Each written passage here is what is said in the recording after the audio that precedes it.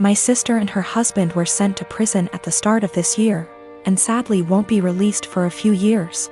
That left me to look after their 15-year-old daughter Amy. I was perfectly happy to do this, but as most of their wealth was seized for being ill-gotten, it's meant that I've been having to care for her out of my own pocket.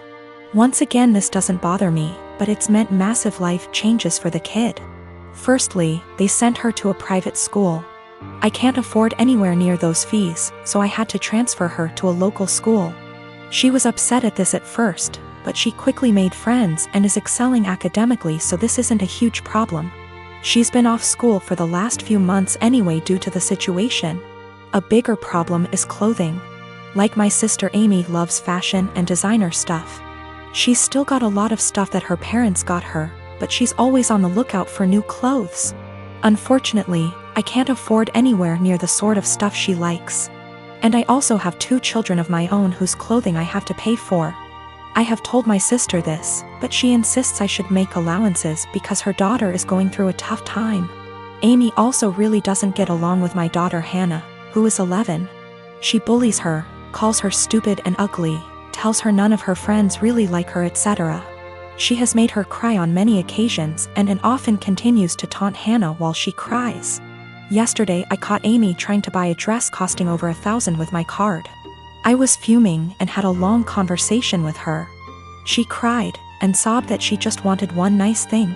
My sister called from the prison, and Amy cried over the phone that she hates here and I treat her unfairly. I spoke to my sister afterwards and she begged me to go easy on her daughter because she's still adjusting. I put food on this kid's plate. I buy her whatever clothes I can afford, even if they aren't to her taste. I take her to visit her parents as much as possible. They're held in different facilities. And I do all of that on top of working and looking after my own children. I told my sister that I was willing to look after her daughter for as long as she needs. But if anything like the card incident happens again, or if she continues to pick on my daughter, there will be serious consequences for her. My sister wanted to argue, but they get limited time on the prison phone. I think what I'm doing is right. I get that the kid is going through a tough time, and I'm doing everything I can to be there for her. But I can't just tolerate bad behavior or bullying, and I can't afford to pay for her expensive clothing. The fact that she's struggling to deal with what happened to her parents doesn't change that. My brother and I do not get on. When we were younger, he'd go out of his way to make my life a living hell. To my parents' credit, they did tell him off for it when they caught him, but they both worked long hours and didn't have the energy to deal with our arguments. This continued into adulthood. He was salty that he failed his college course the first time around. There was a bad argument in our family a while ago, and it all started because I refused to decorate my brother's living room. I won't go into too much detail, but he wanted a pretty hefty discount. I said no, and he threw a tantrum. Instead of being a grown-up and talking to me, he decided to hook up with my toxic ex-girlfriend and the mother of my child. I can't go into a lot of detail about what she was like, but she was not a nice person. She never really bonded with our son when he was born, and I was left to do everything by myself. She eventually walked out on us and refused to have any contact with our son. She'll post on Facebook now and then about her beautiful baby boy to get sympathy votes, but that's about it. I have been a single dad for almost 3 years now, and I absolutely adore my son, but it hurts to think that one day he might question why his mom didn't want anything to do with him. How am I supposed to explain that to him? Anyway, it bothered me when my brother told me they'd hooked up together. It hurt even more when he started dating her. It had taken me so long to get over what she did to me and my child, and now my own brother was bringing her back into my life. Yesterday we had a family video call. Parents are high risk and we're not taking any chances. When my brother decided to announce that he and my ex were expecting, I just froze. I didn't know what to do or think. I could feel myself starting to cry a little bit, and it got a bit harder to breathe. Eventually, I decided to just congratulate them and then made up some lie about needing to put my son down for a nap and left. I received a bunch of messages from my brother and his GF telling me that I stole their thunder. After I left, my parents and some other family members started worrying if I was okay, and not really focusing on their news. My uncle told me that I should have just been a man and stuck it out instead of making excuses to get out of it. After all, it was expected that our kids would be raised around each other. I feel like maybe I shouldn't have left the call, but at the same time it would have been worse if I'd stayed and had a full-blown panic attack in front of everyone.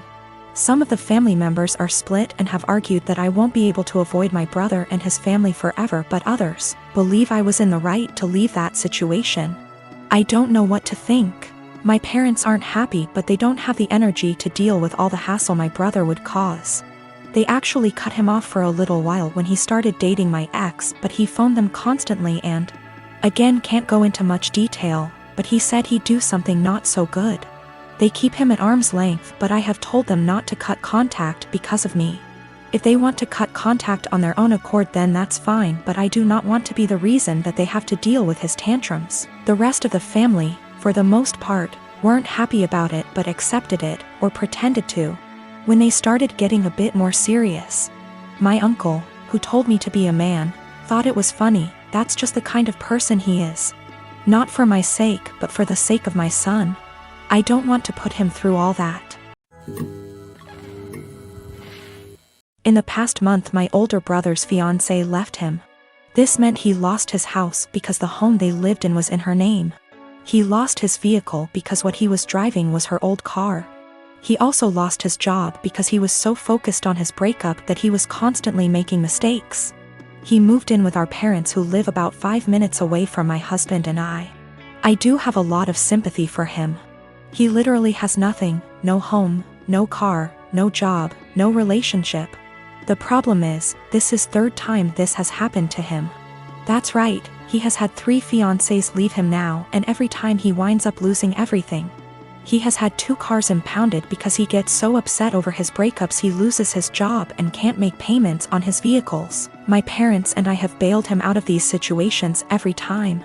I even paid off his back payments on his car, paid for his dog's vet bills, and paid some of his rent before. My parents and I have literally spent thousands of dollars trying to help him.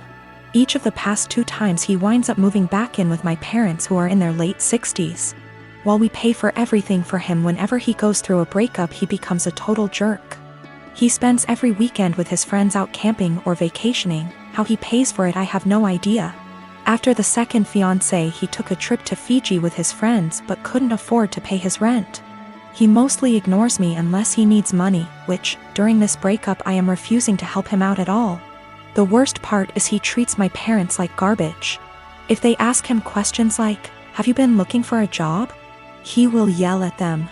He has no problem eating the food they provide for him and living in their house rent and utility free. And driving my mom's brand new car, which she got because he totaled her last car, but makes them absolutely miserable. My mom told me he will yell at them, call her stupid, trashes their house, sleeps all day, and leaves the care of his dog up to them. Every time I see my mom lately, it's obvious that she's been crying. The most recent event took place on Sunday. In an attempt to get him out of the house for a while, I offered to take him out in our boat. He seemed super excited about it, and when he's excited he can actually be a lot of fun to be around. He tells me he's hanging out with friends but will be back in town Sunday afternoon. Sunday afternoon rolls around and he's nowhere to be seen. I get a text around 6 p.m. that he's decided to go to a local tourist destination with all his friends. They are going to tube down a river. I'm bummed because I was honestly looking forward to it, and because my brother has once again chosen his friends over his family. But it's whatever, I honestly don't rely on him for anything, so it's not that big of a deal. But then I find out he's driving my mom's car and she has to be in her office early Monday morning. Then the peaceful protests in our town turn into full-on riots and my brother is still not home. At this point he can't get home because they've blocked off access to our town, so he just stays with his friends, and I wind up taking my mom to work. My dad tries to talk to my brother on Monday about how irresponsible he was, and my brother just yells at him, and then locks himself in my parents' basement for the rest of the day. My parents are miserable.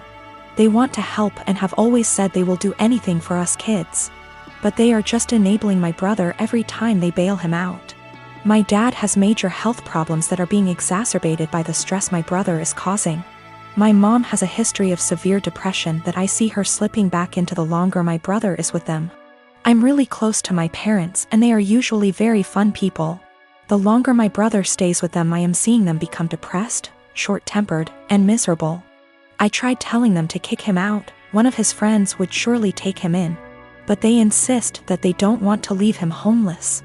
I can't convince them to kick them out, but is there anything else I can say or do that might get my brother to get his head out his ass and get a job?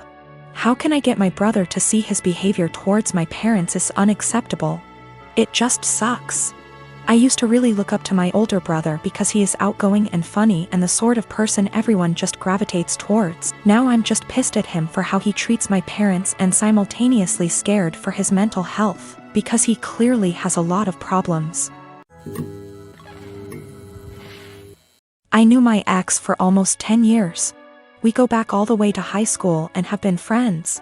After we graduated, I said it and asked her out, and we became a couple.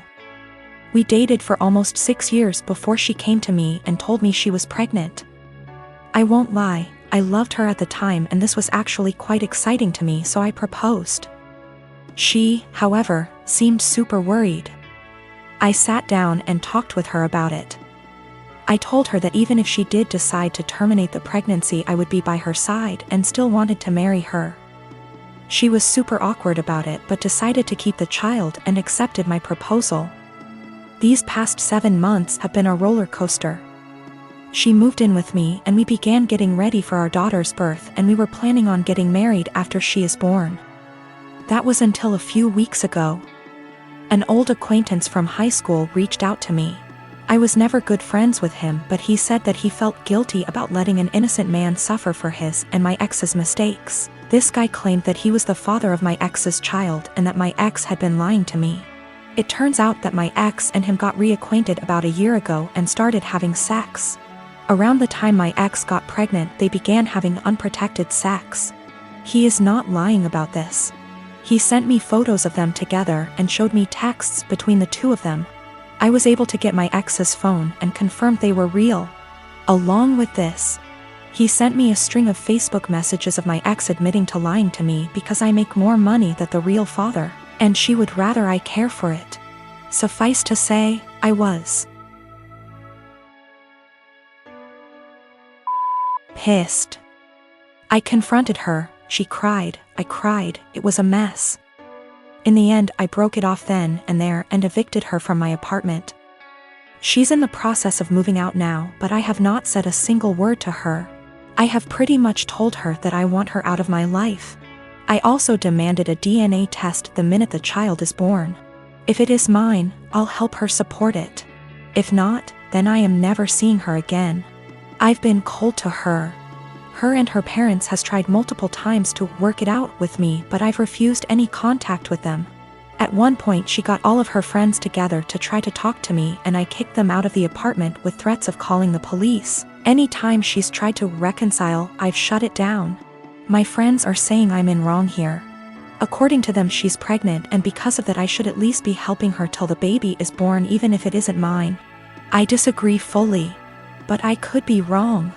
So, right now I'm in kinda a shitty situation. I've been treating my ex-fiancé pretty cold and demanding a paternity test for the child she's carrying. All of my friends are saying I'm being a major asshole, but I don't feel that way.